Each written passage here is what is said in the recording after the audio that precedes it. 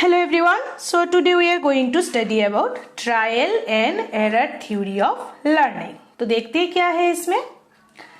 So introduction. Trial and error theory जो है ये सबसे पहले किसने प्रोपगेट किया था? एडवर्ड ली थॉर्नडाइक ने. ठीक है. तो अकॉर्डिंग टू थॉर्नडाइक क्या था इसका मेन कॉन्सेप्ट क्या था? Learning consists of making bonds or connection between stimuli and response. तो यहाँ पे थॉर्नडाइक ने क्या बोला था कि ये जो लर्निंग है इसका मेन जो थिंग है, मेन जो चीज है वो है connection between stimulus and response. ये मेन चीज है. यहाँ पे जैसे कि मान लीजिए आप लोग बाजार गए हो. ठीक है. तो बाजार में जब गए हो तब रास्ते में एक शॉप में एक बहुत अच्छा सा ड्रेस लगा हुआ था. वो ड्रेस देख के आपको बहुत ज्यादा अच्छा लगा. तो यहाँ पे जो ड्रेस है वो स्टिमुलस की तौर पे काम कर रहा है. ठीक है. तो ड्रेस देख के आपको क्या हुआ? अच्छा लगा. तो आपने क्या किया? उस शॉप में गया, ड्रेस को निकाला, देखा, इधर उधर देखा, उसका प्राइस पूछा, उसको खरीद लिया. खरीदना है तो खरीद लिया. ठीक है. तो ये जो आपने किया वो रहा आपका रेस्पॉन्स. तो यहाँ पे स्टिमुलस कौन सा था? स्टिमुलस था जो ड्रेस था वो स्टिमुलस था, और रेस्पॉन्स था ड्रेस को देख के जो आप दुकान में गए, ड्रेस को देखा, इधर उधर उसका प्राइस पूछा, उसके बाद उसको खरीदा, ये था उसका स्टिमुलस. तो ये है स्टिमुलस और रेस्पॉन्स. ठीक है. तो थॉर्नडाइक ने बोला है कि learning is nothing but A connection between stimulus और रेस्पॉन्स. ठीक है. तो ये जो चीज है, ये जो उसका जो कंसेप्ट है, इस कंसेप्ट को उसने प्रूव करने के लिए उसका जो पॉइंट ऑफ व्यू है वो सबके सामने रखने के लिए उन्होंने क्या किया? एक एक्सपेरिमेंट कंडक्ट किया. ठीक है. क्या है वो एक्सपेरिमेंट? वही अभी हम देखेंगे. तो ये एक्सपेरिमेंट के लिए उसको कुछ टूल चाहिए था, कुछ इंस्ट्रूमेंट चाहिए था. तो क्या क्या इंस्ट्रूमेंट चाहिए था एक्सपेरिमेंट के लिए? उसको पहला उसको एक हंग्री कैट चाहिए था. सेकंड उनको एक पजल बॉक्स चाहिए था. ठीक है. इस तरह का एक पजल बॉक्स चाहिए था. तो अब देख सकते हो पजल बॉक्स जो है, इस पजल बॉक्स में क्या है? स्पेशल टाइप का बॉक्स है. यहाँ पे सिर्फ एक ही डोर है, ये वाला डोर. यहाँ पे सिर्फ एक ही डोर है, और यहाँ पे रेड कलर का दिख रहा है ना, ये रेड कलर का एक लैच है, और अगर कोई इस लैच को मैनिपुलेट करेगा तो ही सिर्फ ये डोर खुलेगा. ठीक है. तो ये एक स्पेशल टाइप का बॉक्स है. नेक्स्ट उनको चाहिए था क्या? एक फिश. तो ये तीन चीज उनको एक्सपेरिमेंट के लिए चाहिए था. अभी देखते हैं कि उन्होंने एक्सपेरिमेंट कैसे किया. ये देखिए, ये वाला बॉक्स उन्होंने क्या किया? ये जो पजल बॉक्स है, इस पजल बॉक्स में उन्होंने एक वो जो हंग्री कैट है, जो बिल्ली था, बहुत हंग्री था, उस बिल्ली को वो पजल बॉक्स में रख दिया. ठीक है. और पजल बॉक्स के बाहर में वो जो फिश का प्लेट था ना, वो फिश का प्लेट रख दिया. तो यहाँ पे क्या हुआ? और हमको ये चीज भी पता है कि यहाँ पे सिर्फ एक ही डोर है, ये वाला डोर है. ठीक है. और इस कैसे खोल सकता है ये डोर? वो जो रेड कलर का लैच है ना अंदर, वो लैच को अगर कोई मैनिपुलेट करेगा तो ही जाके ये डोर ओपन होगा. ठीक है. ये चीज हमको पता है, आपको पता है. बिल्ली को थोड़ी पता है कि ये जो लैच है इसको मैनिपुलेट करके खुलेगा. बिल्ली को पता नहीं है. ठीक है. तो यहाँ पे उन्होंने बिल्ली को, ये हंग्री बिल्ली को, ये स्पेशल जो पजल बॉक्स है उनमें रख दिया, और बाहर एक फिश का पैलेट रख दिया. ठीक है. यहाँ पे ये जो फिश का पैलेट जो है, यहाँ पे ये जो फिश का पैलेट है, ये स्ट्रॉन्ग मोटिव के तौर पे काम कर रहा है बिल्ली के ऊपर. मतलब ये यहाँ पे हो गया हमारा स्टिमुलस. ये एक स्ट्रॉन्ग मोटिवेशन की तरह काम कर रहा है. जब भी हंग्री बिल्ली ने ये क्या किया, ये जो फिश का पैलेट देखा तो उसका भूख जो है बढ़ गया. उसका ये जो फिश का पैलेट है उसको लेने के लिए उसका वो ट्रायल शुरू हो गया. उन्होंने क्या किया? उन्होंने इधर बॉक्स के अंदर इधर जाम किया, उधर जाम किया, बाइट शुरू किया बॉक्स के अंदर, रेंडमली इधर इधर बहुत तरह भागा. मतलब वो जो बॉक्स है ना, बॉक्स के अंदर इधर उधर भागा, बाइट किया, जंप किया, स्क्रैम्बलिंग किया, क्रोलिंग किया. बहुत स्ट्रगल कर रहा है कि ताकि ये दरवाजा खुल जाए और वो बाहर निकल जाए, और फिर उनको ये जो बिल्ली है उसको ये पैलेट मिल जाए. तो बहुत बार कोशिश किया, इधर उधर। देखिए ये वाला में, इसमें देखिए एक बार सो के कोशिश किया, क्रम्बलिंग किया, बाइटिंग किया, बहुत कुछ किया। बहुत कुछ करने के बाद अचानक से क्या हुआ, गलती से ही अचानक से सडनली वो जो लैच था, यहाँ पे जो लैच था, उस लैच के ऊपर उसका पैर गिर गया। जब भी लैच के ऊपर उसका पैर गिर गया, वो दरवाजा खुल गया। अभी दरवाजा खुल गया, डोर ओपन हो गया। ये देखिए डोर ओपन हो गया और ये जो कैट था वो बाहर निकल के उसको वो फिश मिल गया। ये फिश उसके लिए रिवार्ड की तरह काम कर रहा था। तो वो फिश मिलके उसको बहुत अच्छा इफेक्ट मिला, ठीक है, उसको बहुत खुशी मिला। तो वो क्या किया, यहाँ पे उन्होंने क्या किया, बहुत ये जो उन्होंने बार बार यहाँ पे जंप किया, उधर जंप किया, बाइट किया, ये जो दो डोर खोल के फिश को लेने के लिए, वो कैट का रेस्पॉन्स था, ठीक है। तो पहला एक्सपेरिमेंट में ऐसा किया। पहला वाला एक्सपेरिमेंट को में बिल्ली को ये जो लैच प्रेस करने में थोड़ा टाइम लगा, ठीक है। सेकंड टाइम क्या किया, सेकंड टाइम थॉर्नडाइक ने फिर से ये एक्सपेरिमेंट रिपीट किया। सेम प्रोसेस में पजल बॉक्स में बिल्ली को रख दिया और बाहर में उन्होंने फूड प्लेट रख दिया और दरवाजा बंद कर दिया। तो जब सेकंड टाइम उसको रिपीट किया, तब बिल्ली का जो मतलब रेस्पॉन्सेस था सेम ही था, मतलब इधर उधर बाइट किया, क्रोल किया, पर ये थोड़ा मतलब पहले बार जितना टाइम लगा दरवाजे खोलने में, वो इतना टाइम नहीं लगा। उसको थोड़ा आइडिया हो गया था, इधर तो कुछ तो है जहाँ पे पैर मतलब कुछ प्रेस करने से दरवाजा खुल जाता है। तो सेकंड टाइम जब वो एक्सपेरिमेंट रिपीट किया, तो उसको पहले टाइम से कम टाइम लगा ये दरवाजा खुलने में। फिर से रिपीट किया, फिर से जब रिपीट किया तो सेकंड टाइम से भी कम टाइम लगा थर्ड टाइम में ये दरवाजा खुलने। ऐसा जब रिपीट करते गया बार बार ये प्रोसीज्योर, एक टाइम ऐसा आया कि बिल्ली को ये पता चल गया कि लैच को मैनिपुलेट करने से दरवाजा खुल जाता है। तो लास्ट ऐसा हो गया कि बिल्ली 1 सेकंड में ही लैच को मैनिपुलेट कर दिया और दरवाजा खुल के निकल गया, ठीक है। तो उसने क्या किया, उसने वो कैसे दरवाजा ओपन करना है वो चीज उसने सीख लिया, ठीक है। तो सीखने से पहले उसने बहुत गलती किया, बार बार बहुत रिपीट किया, बहुत रिपीट करना पड़ा ये मतलब 1 सेकंड में दरवाजा खोलने के लिए, उसको वो चीज सीखने के लिए। तो थॉर्नडाइक ने इसका नाम दिया, इस एक्सपेरिमेंट का है नाम दिया ट्रायल एंड एरर लर्निंग, ठीक है। क्योंकि उसने एग्जैक्ट रेस्पॉन्स में आने के लिए बहुत बार क्या किया, ट्रायल किया, फिर फेल हो गया, ट्रायल किया, फेल हो गया, ट्रायल किया, फेल हो गया। इस तरह से रिपीटेडली करके उसने वो सीख लिया किस तरह से वो चीज ओपन करना है, ठीक है। तो इस एक्सपेरिमेंट के बाद थॉर्नडाइक ने ये बोला कि लर्निंग एक्चुअली कुछ नहीं है, learning is nothing but stamping in of the correct responses. मतलब लर्निंग होता है, हम लोग लर्निंग में क्या करते हैं, करेक्ट रेस्पॉन्स में जंप करते हैं और जो इनकरेक्ट रेस्पॉन्स है उससे हम जंप आउट कर लेते हैं। किसके through, continuous trial and error कर करके ऐसा होता है, ठीक है। यहाँ पे भी हम लोगों ने ऐसा ही देखा कि बिल्ली ने कंटिन्यूअस ट्राई कर करके एरर हुआ, ट्राई किया, एरर हुआ, ट्राई किया, एरर हुआ, बाद में उसको वो जो चीज है सक्सेस मिल गया, उसको पता चल गया कि किस तरह से डोर खोलना है, किस तरह से खोलना है, करेक्ट वे, करेक्ट रेस्पॉन्स उसको मिल गया। पहले उसने गलत रेस्पॉन्स कर रहा था, इधर जंप किया, उधर जंप किया। उसके बाद जब रिपीटेड जंप करते करते, बहुत बार रिपीट करते करते उसको पता चल गया, उसने करेक्ट रेस्पॉन्स किया। उसने लास्ट में जब किया, बहुत बार रिपीट करने के बाद उसने सिर्फ लैच में ही मैनिपुलेट किया, तो उसने करेक्ट रेस्पॉन्स आइडेंटिफाई कर लिया। और अभी जितने बार भी वो करेगा उसको टाइम नहीं लगेगा, क्योंकि उसने आइडेंटिफाई कर लिया कि ये करेक्ट रेस्पॉन्स है, उसने वो चीज सीख लिया और उसी में फिक्स रहेगा। तो ये था उसका एक्सपेरिमेंट का मेन थिंग। अभी ये एक्सपेरिमेंट करने के बाद, ठीक है, ये एक्सपेरिमेंट करने के बाद उन्होंने कुछ उसका रिजल्ट में कुछ कंक्लूजन निकाला कि एक्सपेरिमेंट के बाद उन्होंने क्या पाया, एक्सपेरिमेंट से क्या रिजल्ट मिला। तो ठीक है, तो पहला चीज जो उन्होंने बोला है उसकी रिजल्ट में कि एक्सपेरिमेंट का रिजल्ट क्या आया, उन्होंने क्या कंक्लूजन दिया कि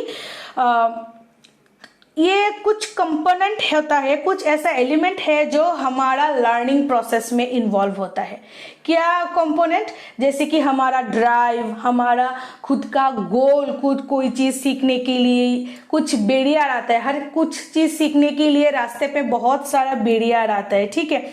हम लोग वो बैरियर को कैसे, मतलब वो बैरियर आता है वो प्रिवेंट करता है हम लोगों को, हम जो सीखना चाहते हैं, हमारा जो गोल है उसमें पहुंचने से हमको रोकता है, ठीक है। फिर हम क्या करते हैं, बहुत रैंडम अटेम्प्ट करते हैं, इधर उधर करते हैं वो बैरियर को ओवरकम करने के लिए। उसके बाद हम लोग क्या करते हैं, करेक्ट रेस्पॉन्स हम लोगों को मिलता है, और जब हमको करेक्ट रेस्पॉन्स मिल जाता है तब हम वो करेक्ट रेस्पॉन्स में ही फिक्स रहते हैं और वही चीज हम सीख लेते। तो कुछ ऐसा कंपोनेंट उन्होंने मतलब बोला है आफ्टर ये एक्सपेरिमेंट कि लर्निंग का कुछ ऐसा एलिमेंट और कंपोनेंट होता है। नेक्स्ट उन्होंने कुछ थ्योरेटिकल प्रिंसिपल बोला है। क्या बोला है कि learning involve trial and error, कि हम लोग जो सीखते हैं वो कंटिन्यूअस ट्रायल एंड एरर की थ्रू ही सीखते हैं, मतलब गलती कर करके हम लोग सीखते हैं।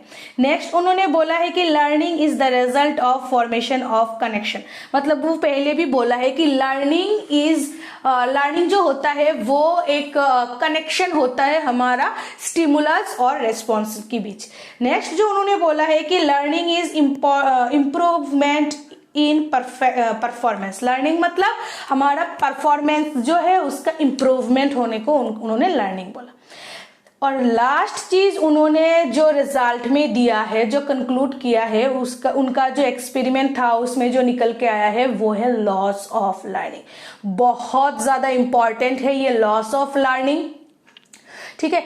ये सिर्फ लॉस ऑफ लर्निंग भी हमारा क्या होता है, कभी कभी शॉर्ट नोट में आ जाता है कि what are all the laws of learning, बहुत ज्यादा इंपॉर्टेंट है। तो लॉस में मेनली 2 टाइप्स की लॉ के बारे में उन्होंने डिस्क्राइब किया, primary law and secondary law. So primary law जो है वो सबसे ज्यादा इंपॉर्टेंट होता है, बहुत ज्यादा इंपॉर्टेंट होता है हमारे कुछ चीज सीखने के लिए। प्राइमरी लॉ का जो महत्व होता है, तो प्राइमरी लॉ में उन्होंने क्या क्या लॉ दिया है हम देखते हैं। पहले उन्होंने दिया है लॉ ऑफ रेडीनेस।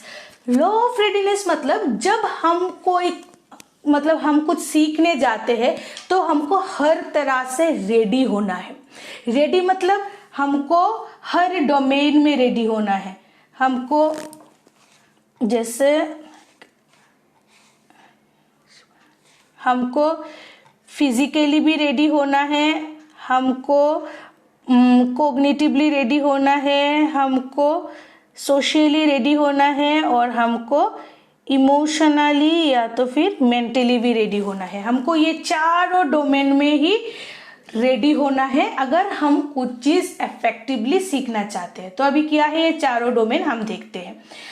तो हमको फिजिकली रेडी होना है। फिजिकली रेडी मतलब हम फिजिकली रेडी मतलब जब हम कुछ चीज सीखने जाते हैं तब हमको फिजिकली ठीक होना है। मतलब अगर हमारे फिजिकल कुछ प्रॉब्लम है, अगर फिजिकली कुछ डिफॉर्मिटी, जैसे कि हमको कुछ बुखार है, सर्दी है, खांसी है, या तो हम लोग टायर्ड फील कर रहे, तो इस हालत में हम लोग रेडी नहीं, हमारी जो बॉडी है, हमारी जो फिजिकल बॉडी है वो रेडी नहीं हो पाते कुछ चीज सीखने के लिए। तो अगर हमको कुछ चीज सीखना है तो फिजिकली हर तरह से हमको रेडी होना है। नेक्स्ट है कॉग्निटिवली। कॉग्निटिवली मतलब मेंटली, मतलब हमारे ब्रेन भी मैच्योर होना है, ब्रेन भी कॉग्निटिवली रेडी होना है कुछ चीज सीखने के लिए। जैसे कि हम क्लास 2 के बच्चे को अगर क्लास 8 का मैथ्स दे देते हैं तो वो क्लास 2 के बच्चे को जो दिमाग है, जो कॉग्निटिव कैपेबिलिटी है, वो इतना ज्यादा मैच्योर्ड नहीं हो पाता है कि वो क्लास 8 की जो मैथ्स है उसको वो कर पाए, ठीक है, क्योंकि उसका जो कॉग्निटिव मैच्योरिटी है अभी क्लास 2 के हिसाब से ही मैच्योर्ड है। तो क्लास 7 का मैथ्स करने के लिए वो मैच्योर्ड नहीं है। तो बच्चे को कुछ सीखने के लिए कॉग्निटिवली भी मैच्योर्ड होना है। सेकंड है सोशियली रेडी। तो सोशियली मतलब अगर बच्चा कोई चीज सीखना चाहते हैं तो उसको सोशियली रेडी होना है। जैसे कि बच्चे अगर क्लास में जाते हो और अकेली बैठ जाता है एक जगह पे जाके, किसी के साथ सोशियली इंटरेक्ट नहीं कर पाते, तो वो सोशियली रेडी नहीं हो पाता है अगर कोई लेक्चर हो रहा है तो उस चीज को सीखने के लिए। नेक्स्ट है इमोशनली और मेंटली। मतलब अगर हम इमोशनली इमोशनली डिस्टर्ब है, जैसे कि हमारे मन में अगर कोई स्ट्रेस, एंजाइटी, फ्रस्ट्रेशन, कन्फ्लिक्ट, इस तरह का इमोशनल कुछ कन्फ्लिक्ट चल रहा है मन में, तो भी हम इमोशनली रेडी नहीं हो पाते हैं कुछ चीज सीखने के लिए। जैसे मान लीजिए किसी का मम्मी का ऑपरेशन है, हॉस्पिटल में एडमिट है और वो अभी कॉलेज में आया है लेक्चर अटेंड करने के लिए, तो वो इमोशनली वो बंदा वो लेक्चर अटेंड नहीं कर पाएगा, क्योंकि उसका जो माइंड है वो उधर वही चीज सोच रहा है, वो टेंशन कर रहा है, एंजाइटी उसको हो रहा है कि उसका मम्मी का ऑपरेशन होने वाला है, वो वही चीज बार बार सोचते रहेगा दिमाग में और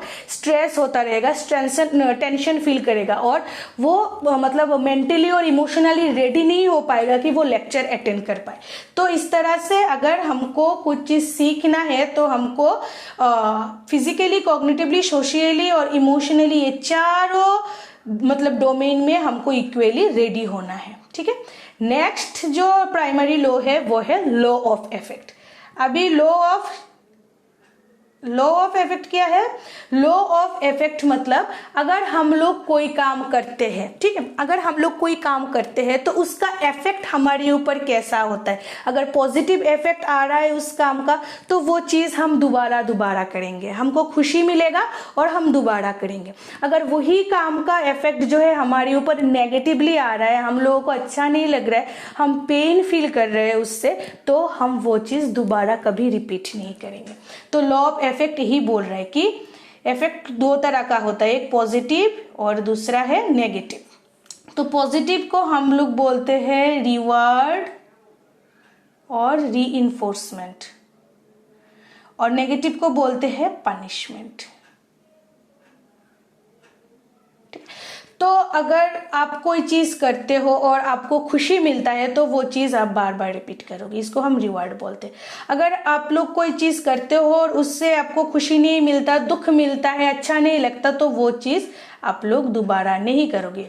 ठीक है, तो इसको हम बोलते हैं नेगेटिव इफेक्ट। ठीक है, जैसे मान लीजिए कोई बच्चा स्कूल में होमवर्क दिया, इस वीक स्कूल में होमवर्क दिया, तो उन्होंने क्या किया, सारे होमवर्क बहुत अच्छे से करके गया। तो सारे होमवर्क बहुत अच्छे से करके गया तो टीचर ने उसको रिवार्ड दिया, उसको गिफ्ट दिया। ठीक है, तो उससे उसका क्या खुशी मिला, सबके सामने टीचर ने उसको प्रेज किया, उसको गिफ्ट दिया, तो उसको पॉजिटिव रिवार्ड मिला, तो वो क्या हुआ, खुश हो गया। तो जब भी नेक्स्ट टाइम से जब भी कोई भी होमवर्क देगा, वो स्टूडेंट क्या करेगा, बार बार वो अच्छे से करके लेके जाएगा, ताकि उसको अच्छा लगे, सबके सामने टीचर उसको अच्छा बोले, सबके सामने टीचर उसको गिफ्ट दे, ये उसके लिए एक रिवार्ड है, खुशी मिला, तो वो चीज वो बार बार रिपीट करेगा। ठीक है, अगर कोई बच्चा इसी सिचुएशन में, कोई बच्चे होमवर्क दिया और बच्चे ने होमवर्क नहीं करके गया, तो टीचर क्या करता है,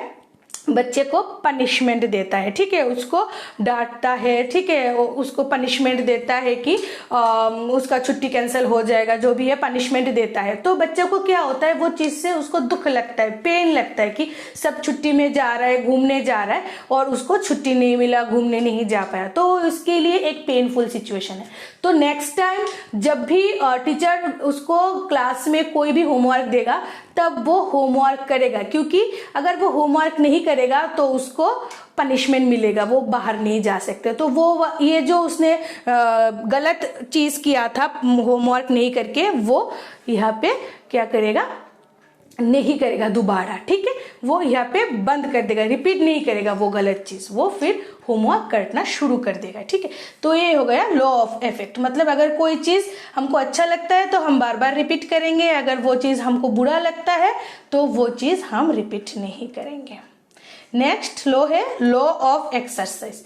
अभी लॉ ऑफ एक्सरसाइज मतलब क्या है, लॉ ऑफ एक्सरसाइज मतलब है कुछ चीज अगर हम बार बार प्रैक्टिस करते हैं, एक्सरसाइज करते हैं, तो वो चीज हम बहुत अच्छे से सीख लेते हैं। ठीक है, तो इसका दो चीज है, एक है यूज, लॉ ऑफ यूज और लॉ ऑफ डिसयूज। ठीक है, इसका दो डोमेन है।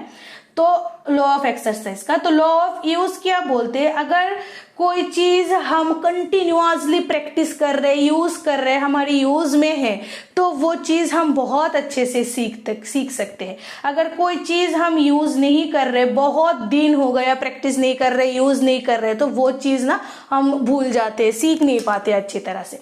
जैसे एक एग्जांपल ले लेती हूँ। जैसे एक बच्चा ना बचपन में बहुत अच्छा सा क्रिकेट खेलता था, बहुत अच्छे से बैट्स करता था। वो मतलब जो बच्चा था वो हर रोज घंटों नेट में जाके प्रैक्टिस करता था, और हर तरह का बॉल ना मिस नहीं करना है, बस उसको हर तरह का बॉल खेलना है, शॉट मारना है, और डिफरेंट डिफरेंट एंगल में बॉल मार के, शॉट मार के वो प्रैक्टिस करता था। और वो फिर बैट में ना माहिर हो गया था, बहुत अच्छा बैट्समैन बन गया, क्योंकि वो घंटों तक प्रैक्टिस करता था और उसको हर वो ट्रिक्स आता था।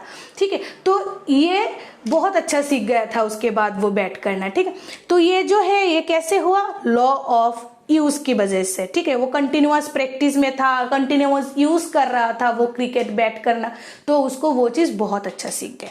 अभी वही बच्चा अगर 10 साल तक क्रिकेट नहीं खेलेगा, पहले मान लो को उसने बहुत अच्छा बैट किया, अभी 10 साल उसने क्रिकेट पूरा छोड़ दिया, और 10 साल बाद उसने फिर क्रिकेट खेलने गया और बैट पकड़ लिया, तो क्या वो फिर से वही परफॉर्मेंस दे पाएगा जो 10 साल पहले उसने दिया था?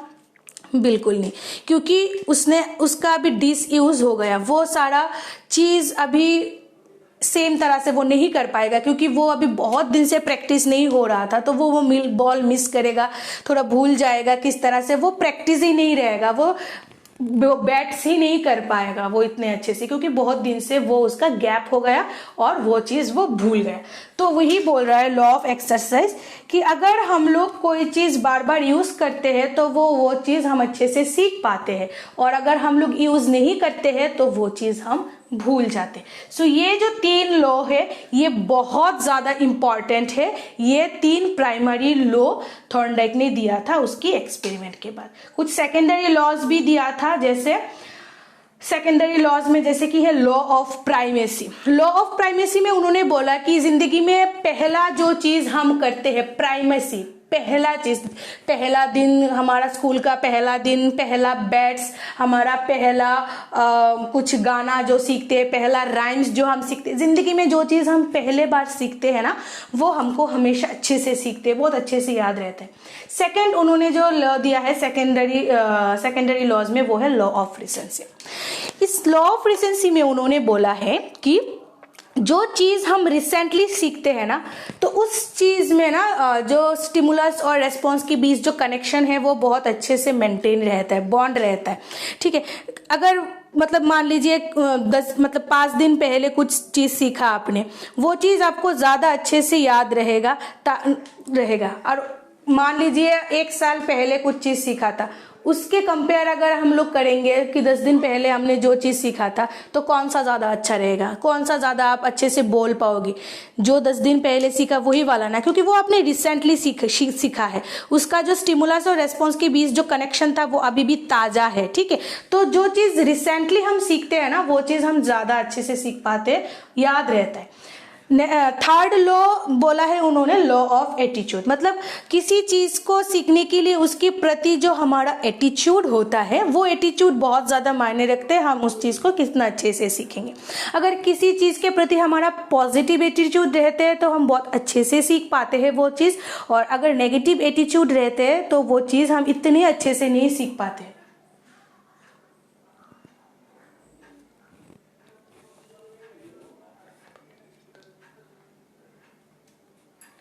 नेक्स्ट है लॉ ऑफ एसोसिएशन। तो लॉ ऑफ एसोसिएशन में उन्होंने बोला अगर हमको कोई चीज सीखना है तो हम लोग क्या करते हैं, हम अपना जाना पहचाना कोई चीज के साथ जो नया चीज सीखना है उसको एसोसिएट कर लेते हैं और फिर सीखते हैं। जैसे मान लीजिए हम कोई नया जगह में गए हैं और हमको किसी का नाम याद रखना है। मान लीजिए उस लड़का का नाम है कृष्ण, ठीक है, तो हम उसका नाम याद ही नहीं हो रहा है, तो हम क्या करेंगे, हमारा जान पहचान की किसी चीज के साथ वो नाम को हम एसोसिएट करेंगे। तो हम क्या करेंगे, लॉर्ड कृष्णा जो है उनका नाम हम याद करेंगे, अरे लॉर्ड कृष्णा, उसका चेहरा याद करेंगे और उस जो लड़का है उसके साथ एसोसिएट कर लेंगे, अपने दिमाग में इमेज में एसोसिएट कर लेंगे। तो जब भी हम क्या करेंगे, उस लड़के को देखेंगे ना, हमको लॉर्ड कृष्णा का याद आएगा। लॉर्ड कृष्णा का याद आएगा तो उसका नाम भी हमको इसी तरह याद हो जाएगा। इस तरह से लॉ ऑफ एसोसिएशन करके भी हम चीजें सीख सकते हैं। नेक्स्ट है law of analogy. Law of analogy में ऐसा है कि हमने अगर प्रीवियसली कोई चीज सीखा है तो जब नया कोई चीज सीखते हैं तो प्रीवियसली जो चीज हमारा एक्सपीरियंस है उस चीज से एक्सपीरियंस लेके हम नया कुछ चीज में हम अप्लाई कर सकते। मान लीजिए अगर हम लोग पहले बाईसाइकिल राइड करना सीखा है, तो अगर हम लोगों को अभी स्कूटी सीखना है तो बाईसाइकिल का जो बैलेंस हमने एक्सपीरियंस किया था वो स्कूटी में भी काम लगा सकते हैं। नेक्स्ट ये हो गया हमारा सेकेंडरी लॉज। तो ये कुछ लॉज उन्होंने दिया था अपने एक्सपेरिमेंट के बाद, ठीक है, बहुत ज्यादा इंपॉर्टेंट है लॉज। अभी नेक्स्ट देखते हैं ये जो थॉर्नडाइक का ट्रायल एंड एरर एक्सपेरिमेंट किया था, इस एक्सपेरिमेंट का एडुकेशनल इम्प्लीकेशन क्या है। आप लोगों को पता है कि ये जो थॉर्नडाइक है उनको फादर ऑफ एडुकेशनल साइकोलॉजी भी बोला जाता है, क्योंकि उन्होंने एडुकेशन की मतलब फील्ड पे बहुत अच्छा ये जो सारे प्रिंसिपल्स बोला है ना मैंने, ये सारा एडुकेशन में काम में लगता है। कैसे लगता है अभी मैं बता रही हूँ। जैसे एडुकेशनल इम्प्लीकेशन किया है थॉर्नडाइक की थ्योरी का, जैसे अगर हम लॉ ऑफ रेडीनेस का जो कॉन्सेप्ट है उसको अगर हम बच्चों में यूज करें तो कैसे करेंगे एडुकेशन में। जैसे अगर कोई बच्चे रेडी होता है मेंटली फिजिकली हर तरह से रेडी होता है तो ही बच्चा कोई चीज सीख पाता है। कोई बच्चे को फोर्सफुली नहीं सिखाना है। थॉर्नडाइक ने उसके थ्योरी में ये भी बोला है कि किसी बच्चा अगर रेडी नहीं है तो उसको फोर्सफुली हम अगर सिखाएंगे तो वो चीज अच्छे से नहीं सीख पाएंगे। और हमको बच्चे को जब कुछ सिखाना है हमेशा करेक्ट रेस्पॉन्स करेक्ट लर्निंग ही राइट वे में सिखाना है, ठीक है। और जो टीचर है उन लोगों को हमेशा बच्चों को ना मोटिवेट करना है सीखने के लिए। उन लोगों का अटेंशन कैसे गेन किया जाए, कितना इंटरेस्टिंग वे में वो उन लोगों को टीच कर पाए। उन बच्चों को ना लर्निंग के प्रति इंटरेस्ट गेन करवाना, क्यूरियोसिटी जगाना, एनकरेज करना कुछ सीखने के लिए ना कि क्या है ये, क्यों हो रहा है, हर चीज में इंटरेस्ट गेन करवाना है। तो जाके बच्चा जो है ना हर तरह से रेडी होगा, हर तरह से मतलब मैं अच्छा फील करेगा कि मुझे नहीं ये सीखना है बोल के।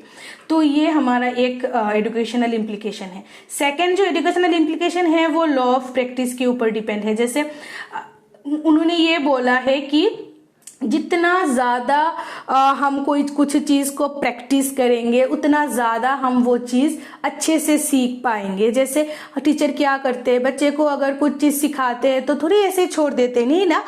बच्चे को अगर कोई चीज सिखाते हैं तो उस चीज को लेके उसको प्रैक्टिस भी कराते हैं, यूनिट टेस्ट लेते हैं, फिर उसका मॉक टेस्ट लेता है, ठीक है। बिटवीन में कुछ क्विज करवाते हैं, रिपीटेशन करवाते हैं, पिछला वाला जो चैप्टर है, ठीक है, घर में देता है असाइनमेंट करने के लिए। तो इस तरह का उस जो टॉपिक सिखाया उस टॉपिक का रिलेटेड उसका प्रैक्टिस करवाते रहते ताकि वो चीज वो भूल ना जाए, ठीक है। नेक्स्ट जो इम्प्लीकेशन है वो है लॉ ऑफ इफेक्ट के रिलेटेड। जैसे बच्चे को अगर कोई चीज हम पढ़ाते हैं ना तो बच्चे को सेटिस्फेक्शन अगर होता है, अच्छा लगता है ना वो चीज में, तो बच्चा ज्यादा अच्छे से वो चीज सीखने के लिए जाता है। ऐसा होता है जैसे जो क्लास में बच्चा, जैसे कोई टीचर है बहुत अच्छे मतलब पिक्चर वगैरह दिखा के, कहानी सुना के, फिर वीडियो वगैरह दिखा के बहुत इंटरेस्टिंग वे में ना रियलिटी के साथ ओरिएंट करके एग्जाम्पल दे दे के पढ़ाते हैं, तो बच्चे क्या होता है वो उसमें घुस जाता है और उन लोगों को वो सेटिस्फेक्शन महसूस होता है कि यार बहुत अच्छा सीखा, मुझे बहुत अच्छा लगा, मैंने पूरा कंसेप्ट क्लियर हो गया। तो बार बार वो टीचर जब आएगा उस सब्जेक्ट के प्रति उन लोगों का जो सेटिस्फेक्शन है वो बढ़ जाएगा और वो सब्जेक्ट वो अच्छे से सीखना शुरू कर देगा, ठीक है। और लर्निंग जो है वो बहुत ज्यादा इफेक्टिव होना शुरू कर देगा।